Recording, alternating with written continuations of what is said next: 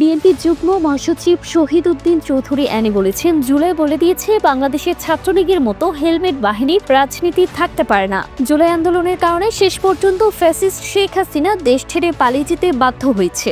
বাংলাদেশে আয়নাঘর থাকতে পারে না। আয়নাঘর এদেশের সবকিছু ধ্বংস করে দিয়েছে। জুলাইয়ের নতুন দাবি শেখ হাসিনার বিচার। গত এক বছর থেকে ছাত্ররা, দেশের মানুষ, আমরা আমাদের প্রত্যাশার জায়গা থেকে অন্তর্বর্তী সরকারকে অনুরোধ করেছি শেখ হাসিনার দৃশ্যমান বিচার। শেখ হাসিনার দৃশ্যমান বিচার না হলে জাতি ক্ষমা করবে না।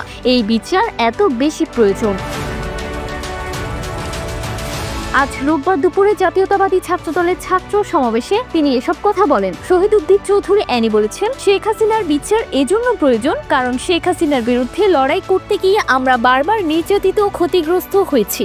আমরা দেশের গণতন্ত্র এবং স্বাভাবিক রাজনীতি হারিয়েছিলাম। আজকে বলে দিতে চাই, অবিলম্বে হাসিনার বিচার দৃশ্যমান করতে হবে। জুলাই জানাতে চাই, সংস্কার চলমান প্রক্রিয়ার সঙ্গে দেশের জনগণের নির্বাচন সরকার বেশি জরুরি হয়ে গেছে। আমরা বিশ্বাস করি স্বাভাবিক নিরপেক্ষ নির্বাচন হলে বিএনপি সরকারের নেতৃত্ব দেবে। ভারপ্রাপ্ত চেয়ারম্যান তারেক রহমান এই সরকারের নেতৃত্ব দেবেন ইনশাল্লাহ।